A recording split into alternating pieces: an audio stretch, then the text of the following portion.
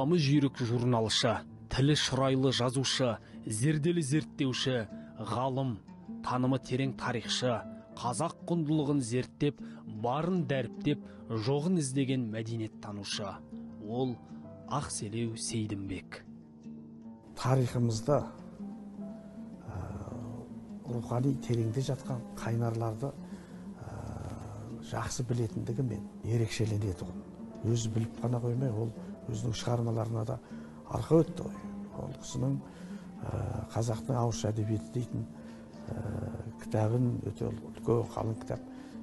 Мен Жұлдыз журналын басқарып отырған кезімде 2 жылда үзбей жарияладым. Қазақ даласындағы кесене, мавзолейлердің, күмбездердің тарихы жөнінде осы Ақселеуден көп білетін адам жоқ еді.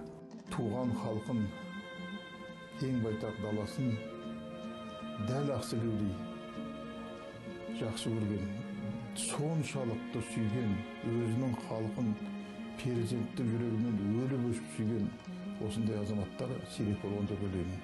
Ақселеудің ерекшелігі сонда, Ақселеудің бір бойында біздің ерлігіміз де, өрлігіміз де, кеңдігіміз де, серілігіміз де барлығы бір адам бойы тоғысқан.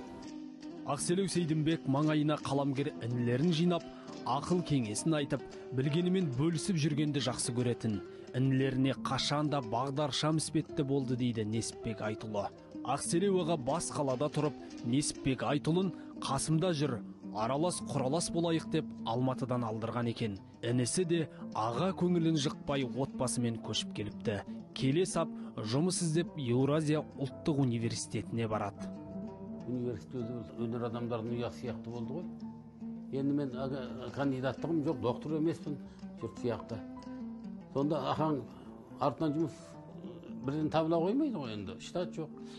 Сонда ақаң университеттің бір газетін басқарады екен студенттердің. Қосымша. Бірден мына жұмыс Несіпбек алсын. Артынан тағы да қосымша не тауып береріміз Мырзеке деп. Маған істеп отырған жұмысын аттан түсіп бергенде осындай қамқор адам еді. Өлгенше көріш тұрдық міне. Мына үйдің ақаңа қандай қатысы бар? Ақаң осы үйде тұрған. Міне. Мына 3-ші подъезде тұрды. Қарағайдың ар жағында, 2-ші этажда. Осы үйде қайтыс болды.